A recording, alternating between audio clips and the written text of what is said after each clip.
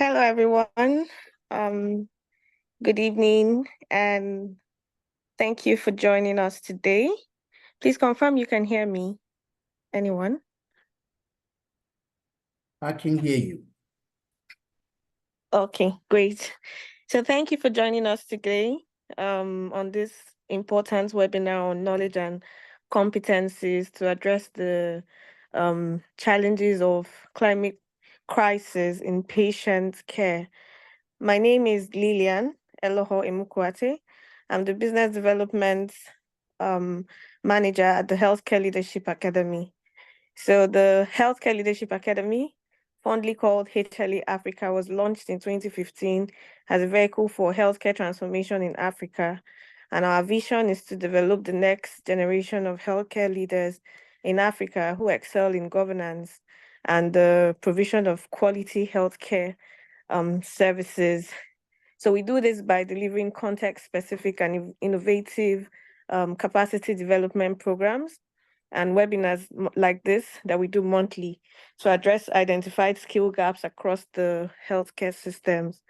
So like you heard in the video, our services include capacity development, program management, consulting, research, monitoring, and evaluation as well. So before we begin, I'd like to go over a few ground rules to ensure that the virtual session runs smoothly. So please mute your microphones, keep your microphones muted unless you're speaking. It will help minimize background noise and distractions. If you have any questions or comment during the presentation, you can use the chat function. We'll address questions during the Q&A session at the end of the session. So the webinar is being recorded, and the recording would be shared with you after the session. And we encourage everybody to participate, active participation, and of course, respectful engagement. So having said that, want to extend a warm welcome to all of you, and we appreciate your decision to join and be part of this. And we believe that this webinar will benefit you both personally and professionally. So now it's my pleasure to introduce our distinguished speaker, Dr. Lokotola Christian Lueme. Dr. Dr. Dr. Lueme is an early career researcher specializing in the impact of climate change and air pollution on human health and healthcare services. He holds a master's in public health and a PhD in public health. His expertise lies in planetary health medicine, medical education, focusing on integrating planetary health into medical and health professional education, as well as adopting an ecosystem approach to health. He's also dedicated to building climate resilient and environmentally sustainable primary health care, addressing the crucial actions and knowledge that is needed in this area. He's fluent in both English and French, and he brings a wealth of knowledge and a unique perspective into our discussions today. So we're very fortunate to have him with us. Without further ado, please join me in welcoming Dr. Christian for the session. Dr. Christian, the floor is yours. Thanks so much. I think we have to stop sharing yours. Good.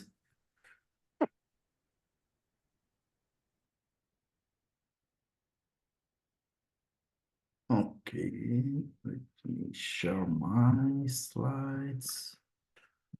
For it to, okay.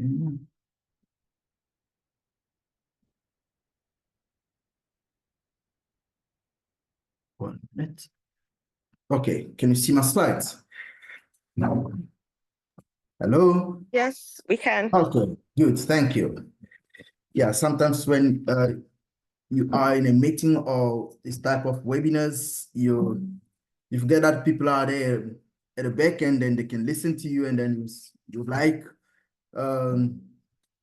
some feedback from people to make it more, like a really good conversation.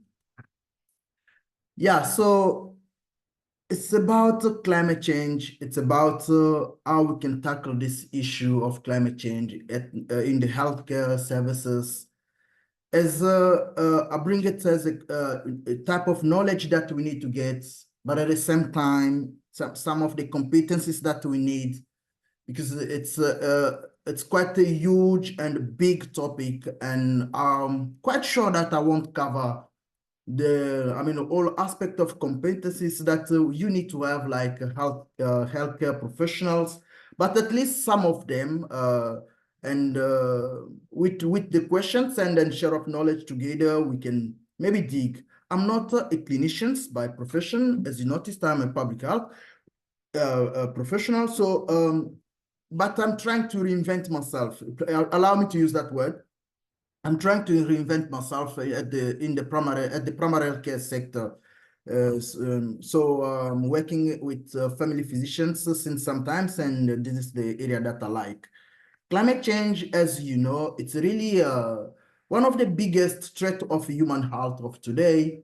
And it's quite a huge exposure of health that lead health to different type of illness and destroying the health system.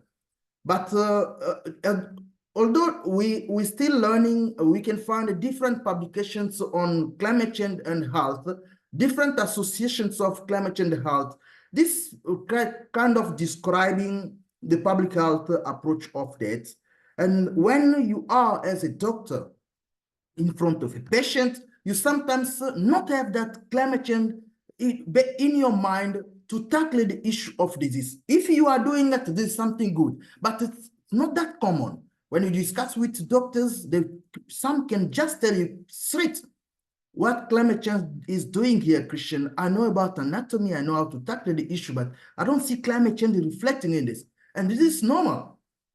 So most of the health professionals are aware of the situation, but maybe they are quite a bit weak. Not say I can't say weak. It's not a good word, but we don't know how to tackle the issue clearly when we see the patient. And this sometimes come like really an educational opportunity. To give to health professionals, starting from the undergrad to the specialization.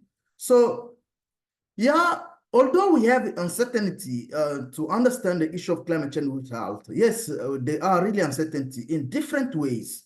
Statistical uncertainty, you got some publications that can really describe those uncertainty, and not easy for a clinician to reflect on climate change when he's in front of the patient, looking through research that are thrown around, or some of the feedback that we are receiving that are not really also helping to understand the issue of climate change, the link with climate change and the healthcare sector.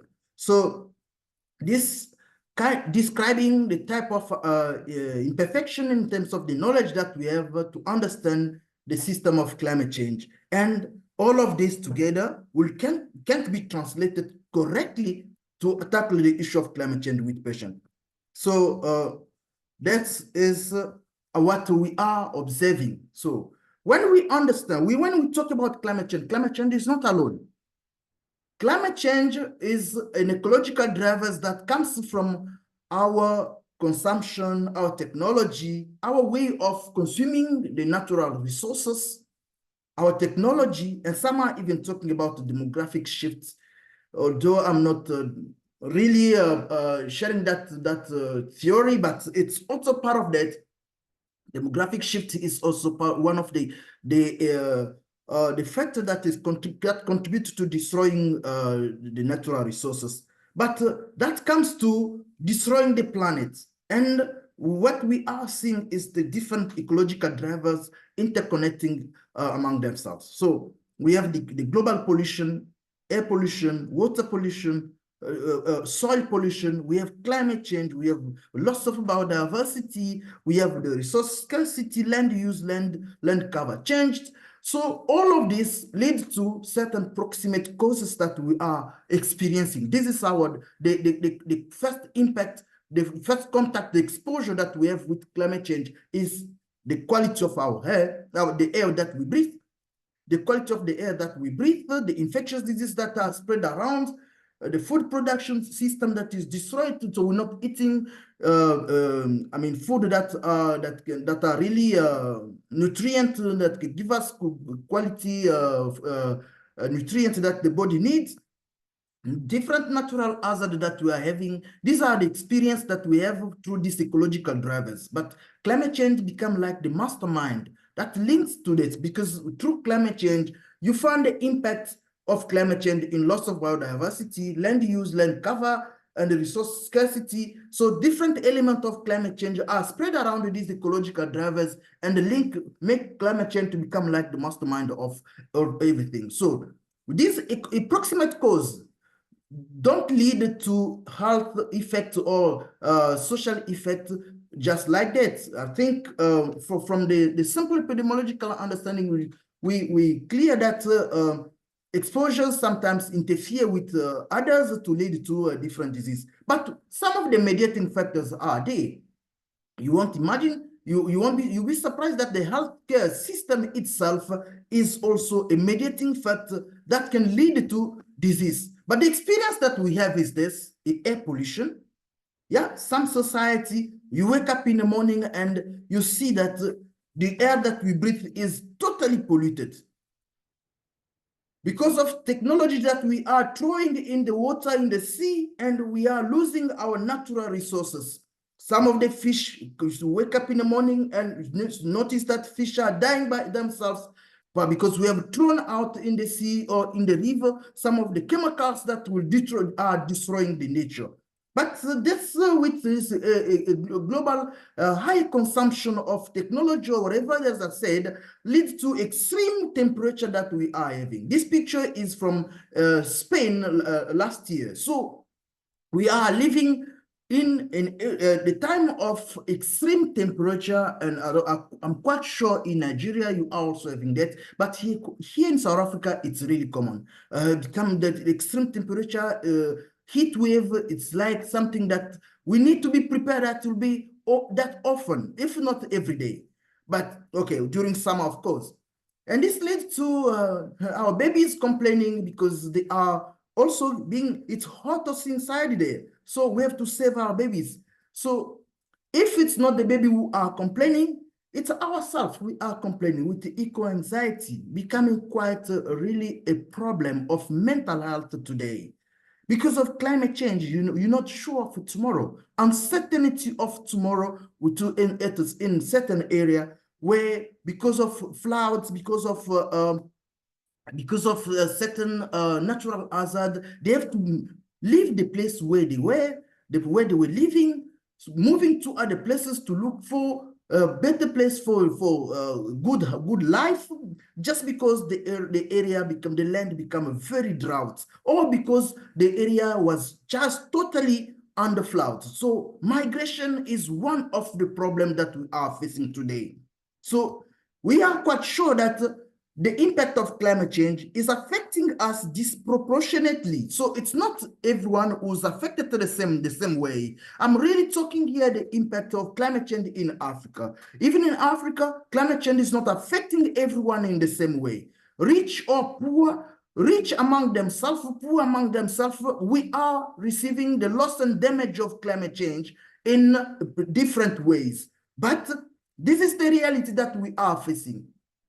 Even the healthcare sector itself, it's not, it's also under problem.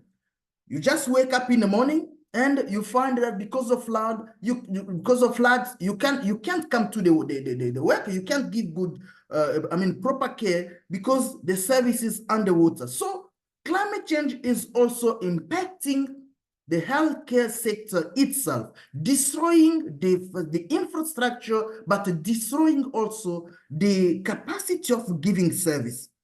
At the same time, it's sure today that the healthcare sector is also contributing to destroying the environment. The healthcare sector itself is participating, is part of the problem that leads to climate change.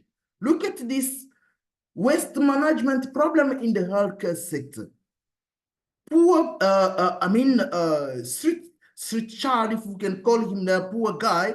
He was walking and then he think that this is a joke, it is a toy that he can collect, but it's full of blood. We don't know, by taking a test, we will go and play with it, which type of infection that he can collect just because he came to collect the hospital waste. That means somewhere there, the waste of the clinical waste was not well managed, and it was thrown to the landfill without proper management. So the healthcare sector is participating to the problem. So the population worldwide is also facing the health threat because of improper treatment of the medical waste. So this is really a problem.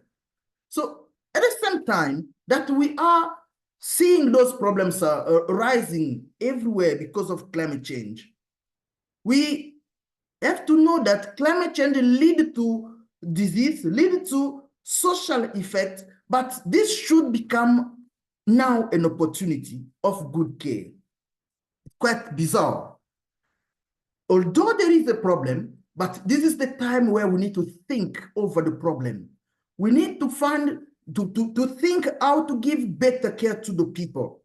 So health professionals need to find a way of looking through the opportunity, education opportunity to change the healthcare services face.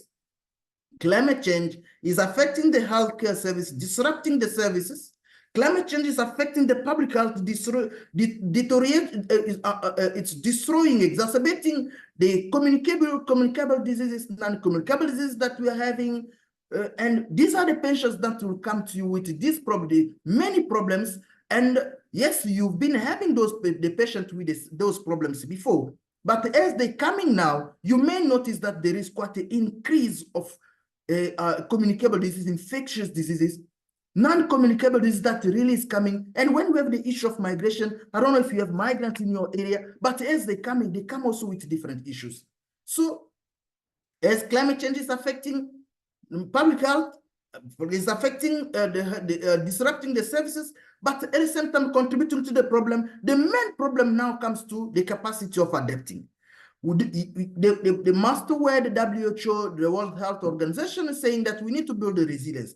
Yes, there are some strategies all around there of building resilience, but if there is no strategies, that we come to lack of adaptation, but we are also facing the issue of maladaptation or insufficient adaptation due to some of the reasons, because we were not well prepared to what is resilience, what is building healthcare without harm. So what to do? So when I think through that, then I also refer to the World Health Organization framework with different aspects of the blocks that we need to refer when we need to tackle the issue of building climate resilience. So, of course, what to do, it's in three aspects. We really need to create a climate resilient healthcare services. We need to create a climate resilient community services. That means where the healthcare sector, the healthcare facility is, the community that you serve, you need to participate in raising awareness, educating the population. This is part of building or creating a climate resilient community service. So at the same time, how we can provide healthcare without harm. This is about mitigation. What are the strategies that we need to put in place? So these three aspects, it's where I think some of the knowledge, but also competencies on how to do it should come in. When we talk about the resilience, what means talking resilience? It's about being able to anticipate, being able to respond to an event, a climate event when it happens, when there is a weather event or natural event, being able to respond to that, being able to cope with that event, being able to anticipate, to recover from that event.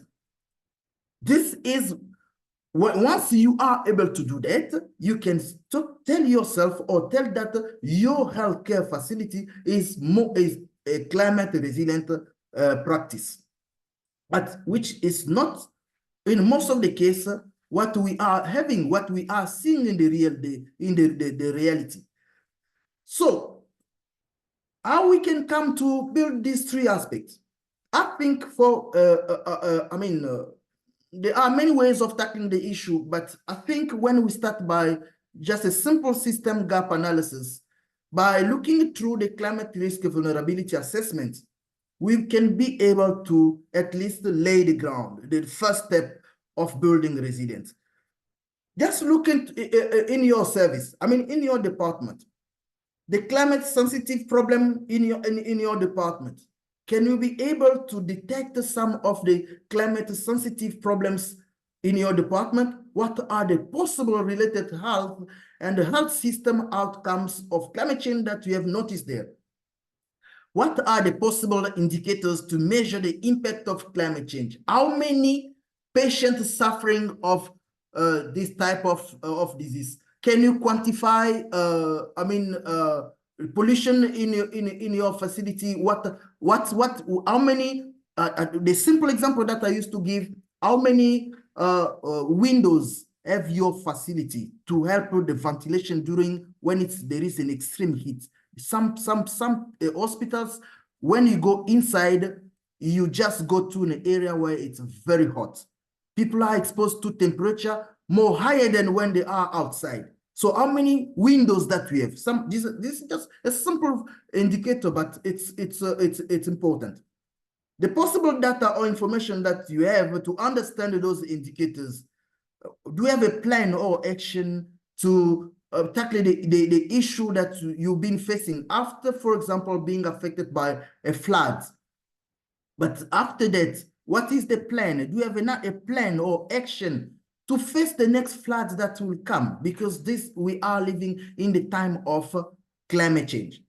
And of course, there should be some continuous improvement. You have to track what you are doing. So to me, that assessment should come from these four phases: exploration phase, the preparation, exploration where you ask these simple questions. What are the climate sensitive problems? What are the health related system problems?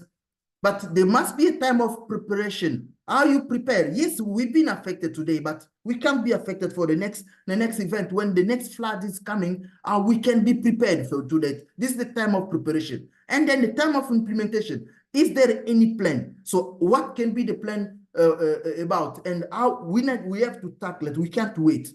And then we need to find a way to follow, to track what we are doing. So this is about considering the evaluation impact. So what is the level of prevention in your facility, the preparedness and the capacity of your response? So define what can be a risk, what is the risk, the climate risk in your area. That climate risk should associate, of course, the exposure, the vulnerability, and the hazard. When I talk about the vulnerability, I think vulnerability is quite a word, sometimes difficult, but to me, vulnerability is just the capacity to respond, the possibility, the probability of being affected by that, and so that capacity of being affected, the knowledge that we have, and this is part of the capacity. So this define for me the level of vulnerability.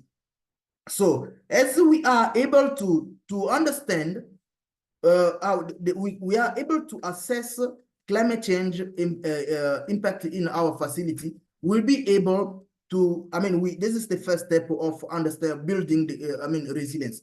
And to me, the simple exercise that we have to do is just a tick box. Sometimes you just need to list what needs to be done and start ticking. Do we have different windows in the hospital? How is the hospital built? Do we have this? Do we have the system of managing waste? What is our bin system here? If we have the bin system, how are we putting number of bin? How are we managing the energy, for example?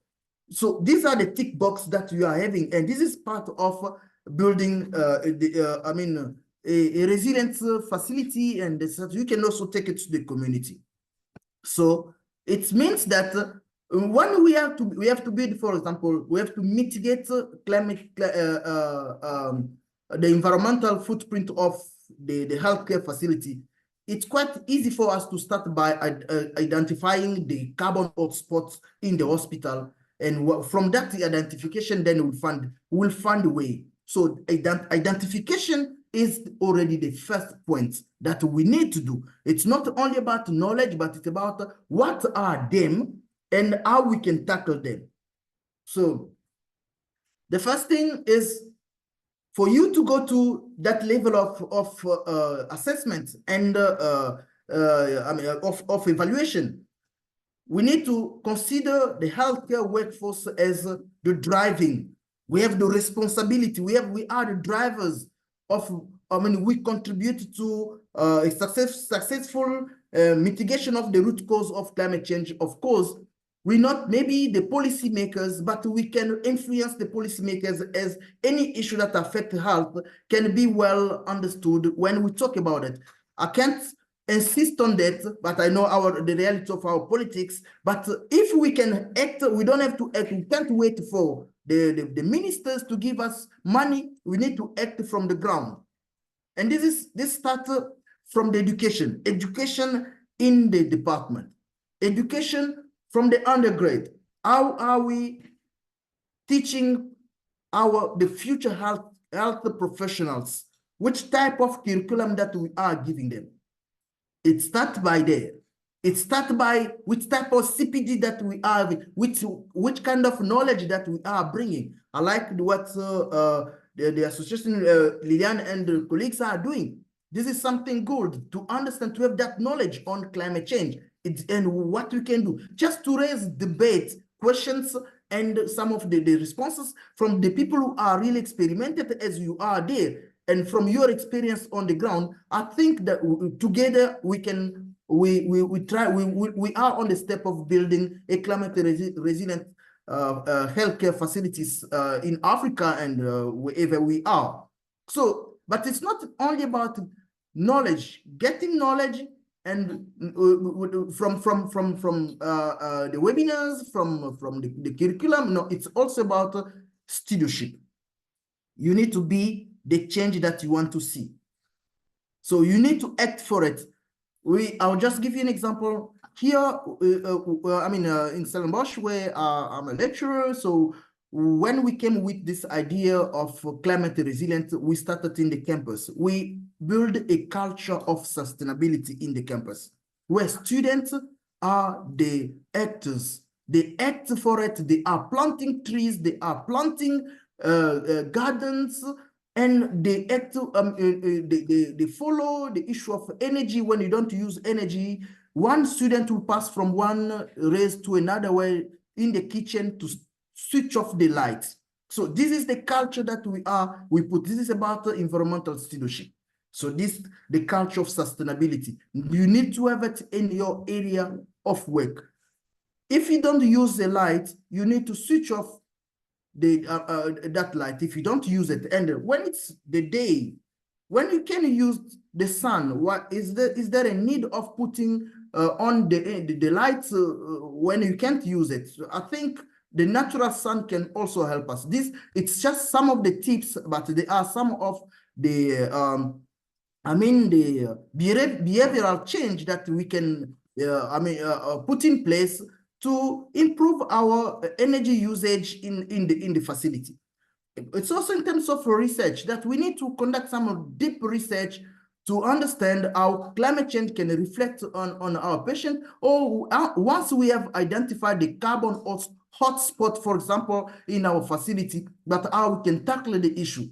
And this takes to the leadership, really leadership. You as a leader, you as a clinical government, do you consider climate change as a problem? So in that way, you can contribute to change the system, to changing the system, and you are part of the system. This is what the example that I was giving you in our department, in our faculty of medicine and health sciences in Stellenbosch. We really have a culture of sustainability with the students, different workshops, different CPDs with the practitioners, and use some of the pictures are seeing there. So this is part of that. So in the facility, as I said, the leadership and governance should come start with the communication. Know your local context. What is your local context? What are the climate events that affect most of that affect your facility the most? Are you in the area where it's very hot, or you are most exposed by floods? So you must know your context, and you have to empower the people. You have to empower the patient. While you have to empower your colleagues. You must talk about raise this issue of climate change in the morning meetings, when you are discussing some of the reality, some of the issue, the disease, but you can consider climate change as a risk factor. But raising that question, of course, we will discuss about it. Some of the colleagues will ask you questions. Why do you think that climate change is there? It should be associated to this. And this will necessarily lead you to, conduct some of the research, the research that I talked about. But talk about it, talk about climate change. It's very important. And when you talk about the risk of climate change, risk and benefit of climate change, you need to come to climate change action. But make people see climate change as climate change and benefits, the benefit of climate change. People need to understand climate change. In your department, your colleague need to understand about climate change, but not as only something that will come and destroy, but show the people the benefits that we can get through climate change. Though the event, the exposure is there, the event is there, flood is there, is affecting us, but what can be the benefit that we can take from that? By changing, by adapting to this issue, we will give better care than complaining. So these are type of the message that we need to take to our colleagues. Keep the message simple, keep the message short in the department. This is contributing to raising awareness to the colleague, awareness to the patient. Yes, you need to talk about climate change with your patient. Try to educate your patient about climate change. At least a simple question: do you know about climate change? Do you know why is it very hot? So these are you may telling me that how can I talk climate change with that poor mother who's coming there? You just see that there is nothing of I just guess that she come for a problem, and she's not ready to listen to this thing of climate change. What she needed straight, how you can tackle the issue of the issue that the symptoms and the disease that she's presenting with.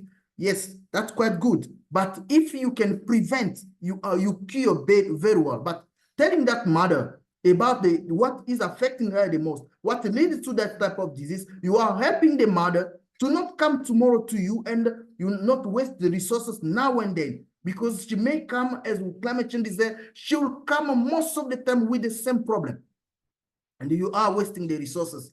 But what if you instruct the patient, you educate the patient, you are preventing the disease that will come.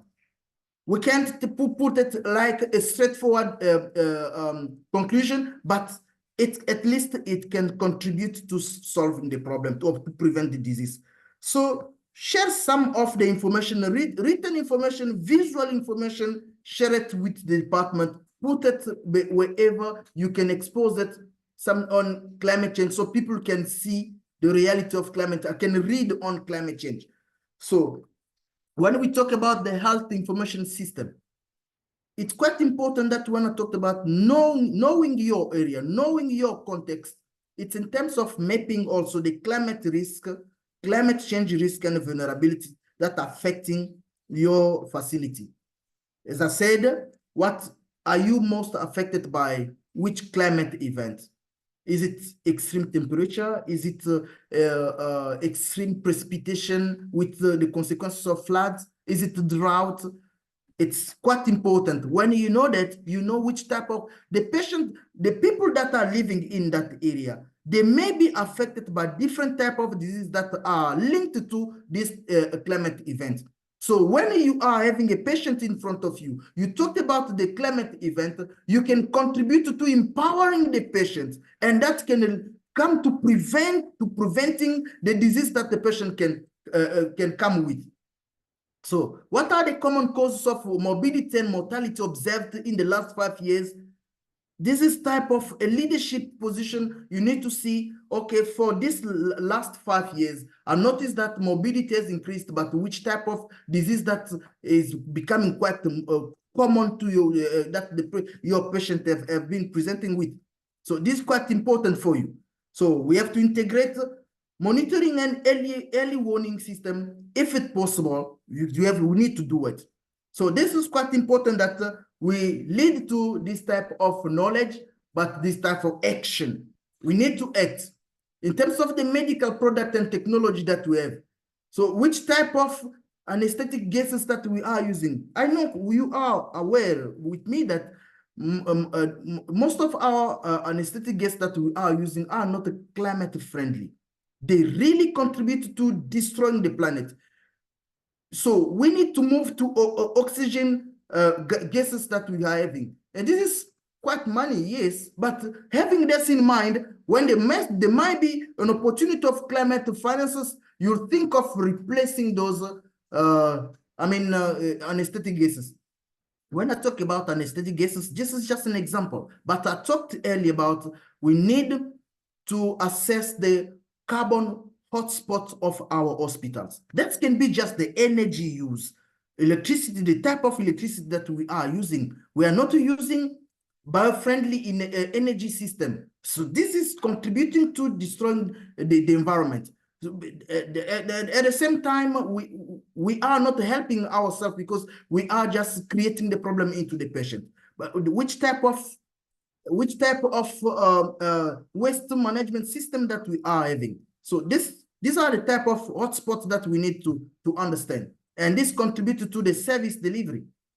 How has climate change affected your healthcare facility? So this is an important question. As a manager, you can't wait for the manager to act, but yourself, where you are as a healthcare professional, acting in one facility, this question should reflect in your mind. How is climate change is affecting our services? And you'll find some answers. Is our emergency department well prepared for the event that we have noticed, responding to the first question? And what type of climate information system that we have? Do we try to assess, to map the climate event in our area, knowing, describing what it can be, the vulnerability and the risk from climate change? Are we doing this type of exercise? And these are the things that we're supposed to start doing. So, and this will help us to manage the environmental determinant of our health. In terms of finances, some of the things that I'm saying here, I'm just throwing ideas, but at the beginning, we need to have money. I don't think that it's only issue of money. Whenever we reflect on climate finances, I don't think that the issue is only about money, but the first issue is on our behavioral change. I think when we start with changing our behavior, what the simple example that I give, it's switching energy, switching the light when you don't use it. This is something that it doesn't request money. We don't have to go to solar pen when we can manage our energy use quite well. Our system will not contribute a lot to carbon emission. But I also acknowledge that money is really the bottom line. I'm quite aware of that.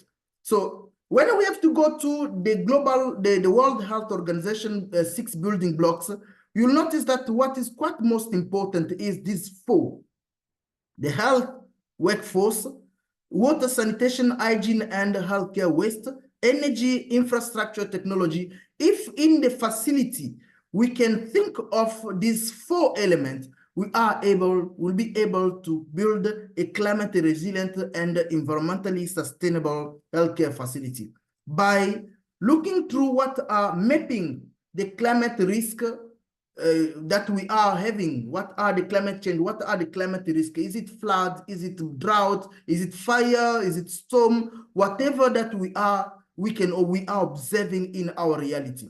But in terms of the environmental impact as well, what is our waste system, the air pollution, the chemicals that we are having, type of radiation that we are, releasing to the nature. This is about understanding the carbon or hotspots that we are having in the reality in our facility. And if we understand these four aspects and the climate change and environmental impact, we can be able to start reasoning through climate resilience and environmentally sustainable healthcare service. And start with our attitude. Start with our attitude on which type of care that we need to give to the people. Is it care that is too much disease oriented, or is it care that we think of health that we want to give? When you have the patient in front of you, you want to give health to the patient. You don't only want to treat the disease, but you want the person to have good health. So if you want that, you need to think more holistically. You need to also think through the environmental determinant of disease from where the patient is. And this is quite important, that we need to integrate our clinical reasoning some of the approaches of some of the aspects of climate change. Quite not easy for me, a non-clinician, to think through, but I think it's quite important. What are the climate diseases that we have? It's quite not easy today to define a climate-sensitive disease, because what we've been seeing as climate-sensitive disease, today we are also observing some of the diseases that are coming, non-communicable diseases that are totally affected by climate change as well, in different ways. So when we have the area, when we have done a good map of the area, understanding the risk of that we are facing, we have done a good assessment, as I said at the beginning, we may be able to know which type of risk that we have, which type of disease that is the most affecting our community, and which the area that we are having, where the facility is, where if it's quite of drought, which is the main problem. So that explain why we have low birth weight, nutritional deficiency. So by understanding, by mapping the issue of climate change, we've been able to already find a way to educate the patient from where they are, from their community, to not come with, to start preventing from the community where they are. And this is helping the system not only to save, but also to educate and to help the patient. So this is quite important. As I said, as a non-clinician, it's not easy for me to think through the clinical reasoning, but I would like to throw it to you as a clinicians. When you have this cycle of clinical reasoning, you need to reflect on, there are some areas where you can reflect on climate change. The case history, for example, the patient description, where the patient is from, in which area. As I said, you mapped the area, you know where your facility is, and you understand that, okay, our area is more affected by drought. So you understand already with drought, different type of disease may come with nutritional deficiency. And that's it prepare you to anticipate to the problem. So this is type of the think that should run through the clinical reasoning when we have the general impression of the patient, and we have the physical examination of the patient. So yes, so the pressure, the type of breath, the way the patient is breathing, you understand that the way the patient is, if the patient comes with respiratory disease, and you know that our area is more affected by heat or by pollution, I think when in your way of the treatment that you have to give to the patient, it can't only be the pills that you give to the patient, but to also help the patient to understand how he can prevent being exposed by pollution or being exposed by heat. In that way, we are contributing in our clinical reasoning by transporting the issue of climate change to the patient and how we can deal with it. We build a climate resilient community in that way. So this is not only by waiting. This is a right. It's a right to the patient. By precautionary principles, we don't have to wait to act. I think as a health professional, you can't wait. You should act now. And acting now, it's about raising that awareness. It's about advocating. It's about knowing about climate change. It's about acting, environmental stewardship. It's about creating the culture of sustainability in your facility where you are. Because the patient has the right to know, the right of information. Inform the patient that if you don't know, we are having, our area is more affected by drought. And as we have the issue of drought, we need to face it in ABC ways. So that's a way of helping the patient to understand how they can face the issue of climate change. We must educate the population. And when it comes to healthcare facilities, to healthcare professionals, to talk about health, people receive it more beneficially than with another person, coming from other corner. So we have that responsibility to take the environmental issue, the environmental degradation problems that affect our community. We need to really act on that and help the community to build a community that the next generation will meet without problems that they didn't create. And this is part of us. And this is part of preventing the disease. And this is more than a right. Giving health care to the people, it's more than a right. It's health is a human right, but when we consider nature itself, not only as an instrumental, but as an economic evaluation that can support the form and function of our healthy body, we will contribute to save the nature. We will help the patients to save the nature where they are, but we will also create a culture of sustainability, not to throw waste, medical waste everywhere, but managing our waste very well, finding a way of decreasing the carbon environmental footprint of our facility. This is part of health equity, this part of giving care without harm, and this, it's surely we have to do it without disparities. Providing health must come without thinking because the person is rich or is poor. No, this is not a problem. Yeah, that's I can't tell you. I know that this is what you are doing every day. So as healthcare providers, you are really at the front of the issue of climate change and health. You may not seeing it as a problem, but people there in the society listen to you. They are waiting for you to say something about the link between health and climate change and how they can tackle the issue.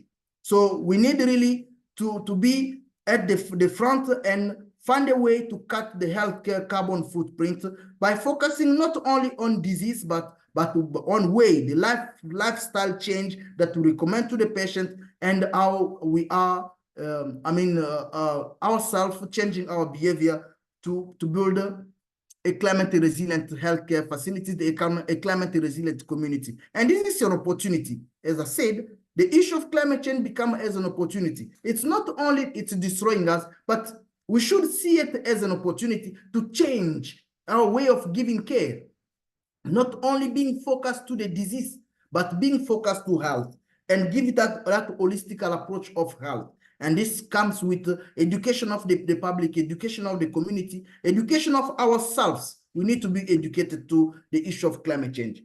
Thank you very much.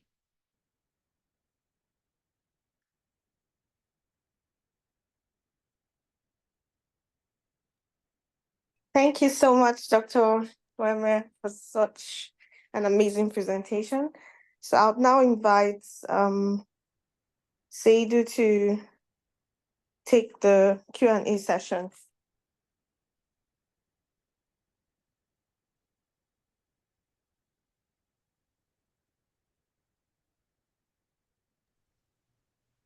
Yeah, thank you, Lillian. A wonderful thanks to Dr. Christian Lueme. Thanks for such a wonderful and insightful session. It was really nice, listening to all what you have for us today.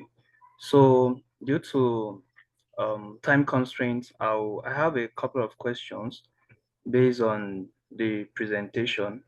So, the first question is that considering the importance of intersectoral collaboration as far as addressing the issue of climate change is concerned, how do you think the healthcare providers can best engage with other sectors in order to, have these concerted efforts in addressing climate change challenges? Mhm. Thanks very much for the question. A really important question. I think intersectoral collaboration is really one of the driver of building a climate resilient and environmentally sustainable healthcare facility. Why I'm saying that, because some of the questions can't be responded by the healthcare professionals.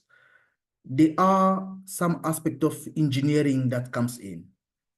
When we talk about changing, for example, the energy system, some may tell you, no, Dr. Christian, I don't know nothing about energy. I really need someone from engineering to come. So you need someone from the other side, other sector to come to you. And to build that, to respond to your question, I think the first thing is that leadership of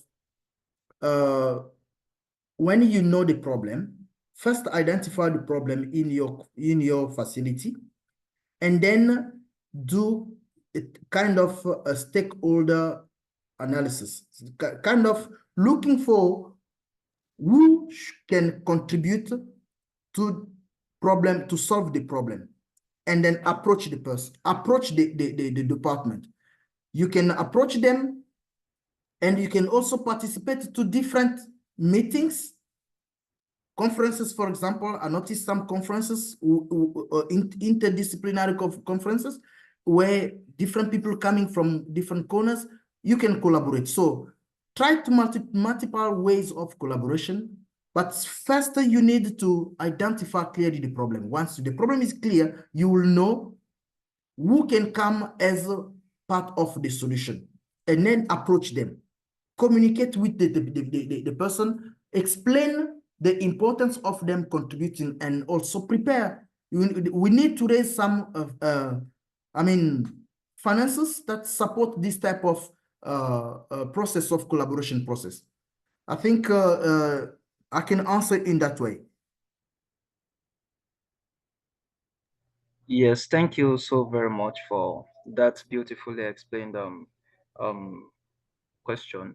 So my second question goes thus. But before I ask the second question, please, if anyone has maybe one or two questions, you can always drop in the chat box there. So the second question, um, what strategies do you think can be employed in patient education so as to effectively communicate, the health risk of climate change in order to, to encourage preventive measures among the patients, owing to the fact that patients are the basic people we are actually trying to pass the information across to, so that they'll be able to make informed decisions for themselves. So, what do you think are the best um, communicative strategies that can be employed in order to achieve this goal? Yeah, the best communicative approach, I may not give the best communicative approach, but I can say about some of the strategies, some of the communication approach. When you have the patient in front of you, and you see the symptoms that the patient is presenting, and yourself, you are able to link that symptoms with a climate event. In your question to discover in the history of the patient, you start now raising some of the question. Okay, Mama, I can see that you have a issue of respiratory. I mean, you're presenting with a respiratory issue. Where you staying? Do you cook inside the house, for example? Where you are, is there any company or the area is more polluted? When I talked about pollution, Mama, I mean air pollution. This is air pollution. So you have the knowledge of that environmental risk, and you are asking small questions to make the mother seeing that this is a risk. So this is the communication approach already. But make the communication simple. Make the message simple. When you want to recommend the mother to change the lifestyle, make the communication very simple. And strategies of awareness, talking with the people who can, with a non-government organization, for example, acting in your area, who can talk about the issue of climate change in different community meetings, for example. Some of the infographics telling about the issue of climate change in the hospital when the patients just come. Even if the patient can't read, but they can see a picture of a person. Some person understand better with pictures. These are some of the tips that one can use to educate the community, to educate the patient on the reality of climate change.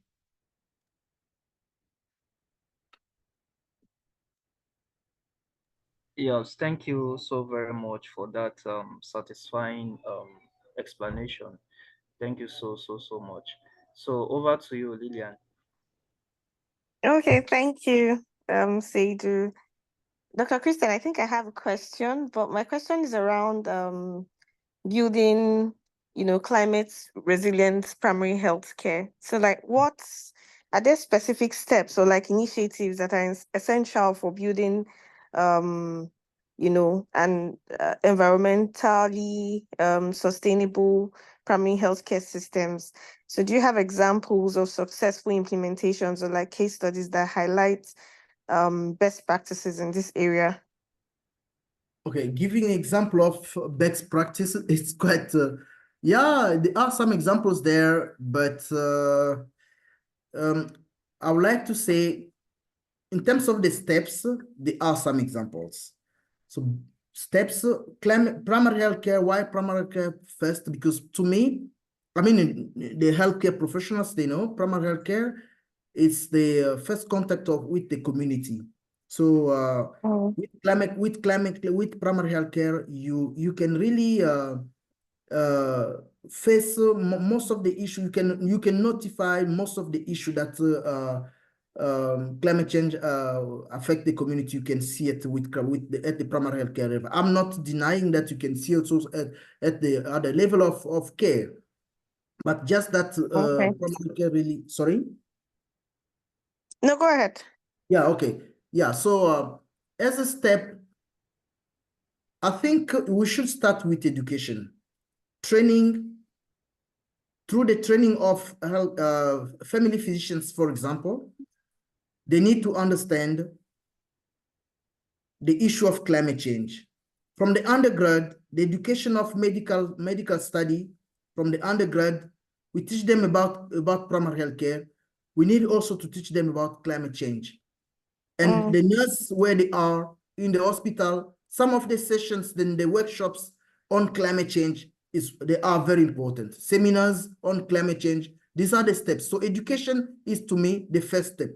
The second step is the evaluation. I mean, we need to teach, if one is educated on climate change, it can be able then to evaluate the risk of climate change in our area. Not knowing that we are mostly affected by drought, mostly affected by floods, it's already something very important that can help someone build the mentality of thinking of a plan, thinking of how to be prepared. So this is, to me, the second part. So evaluation. Once we have the evaluation, then we need to start preparing ourselves. So preparing ourselves, intersectoral collaboration should be one of the driver. If you can't do it, call for help from another person, another sector that can help you. So in that way, we can be able to build a resilient facility. But at the same time, when we build the climate resilient, adapting to climate change, we need to think of mitigating our carbon environmental footprint. That's also very important. As I said, by that assessment, we need to be able to identify the hotspots of carbon footprint in our hospital. And overall, I think the behavioral change, should be one of our baby. Excuse me to say it in that way, but if we want to change, we need to be the change that we want to see. And it starts with simple things. When you get your waste, after you have used the gloves, where do you throw it away? Is there any good system of waste management in your system? In your hospital, If not, you're not a clinical manager, but do you suggest that we have a proper clinical, waste management in the hospital? These are the things. So you are the change that you need to see. You are a transformative agent in the hospital. Yeah, I think that these are just the tips, but it's really help. Yeah, absolutely. Thank you very much, Dr. Christian, for your insightful presentation and even more insight into the questions that were asked. Thank you for sharing your expertise on addressing these challenges. Climate change and climate crisis in patient care is a huge topic. Conversation would not end if we continue today, but then we're running out of time. So thank you. Your contributions have been really invaluable, and we're grateful for your time and the knowledge that you've shared with us today. Before we conclude, I'd like to go over an information session, just running through the programs that we do at Healthcare Leadership Academy. So here we have the Healthcare Board Governance Program. This program is for healthcare leaders, for people that are looking into governance, healthcare governance. So it's designed to strengthen the accountability in the healthcare sector by equipping you with the relevant knowledge and the skills that you need to effectively take on board. So you're looking at leadership in healthcare. This program is for you. So because of the webinar, usually during our webinars, we give special promo on our programs. So if you need to register for this program, you can just scan the code and you would automatically get a 20% discount off the fee for 200,000. The patient-centered care program, we currently have one cohort running now.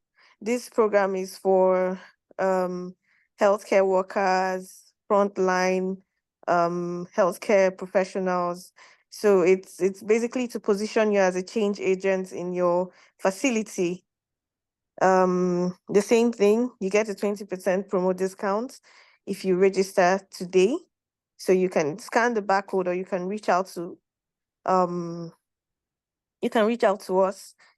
The next one is the Healthcare Executive Leadership Program. Yeah, so this one is for the C-suites, chief medical directors, chief operating officers, clinical directors, head of administration, hospital managers. So this program is also on promo. So you can get a 95,000 naira discount on this program if you choose to register today. We have a couple of other short courses that we do at the Healthcare Leadership Academy. We also have the Healthcare Financial Management program that is for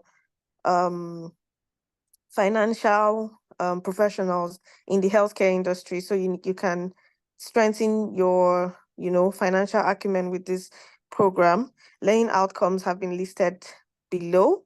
The link for all the programs are on our website, and you can also get a 20% discount. So short courses, like I was mentioning, we have dealing with stress, which is for 9,999 naira. and we have you can get a combo deal on this course. So if you take 2 or 3 short courses with the Healthcare Leadership Academy, we are willing to give you like a combo deal. So I hope we take advantage of this opportunity, because usually these discounts run only during our webinar. And I'd like to remind everyone that the recording for this webinar and other related materials will be shared via email. So please keep an eye on your inbox for the resources. Do well to follow us on Instagram, on LinkedIn, so that you can know when we'd have the next webinar. We do this webinar, it's free, and we do it monthly. So you can invite your colleagues, you can invite other healthcare professionals to come and gain from this insightful session, because we bring in seasoned professionals to give, to share their expertise and knowledge in different subject matters.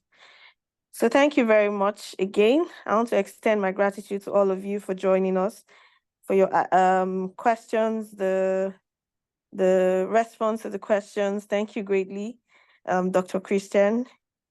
If you have any further question or you need additional information, please don't hesitate to reach out to us.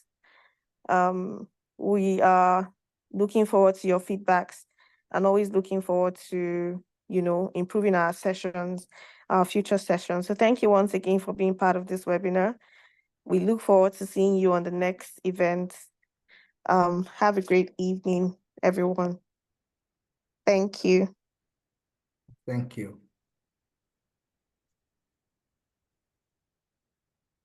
Yeah, thank you, everyone. Thank you.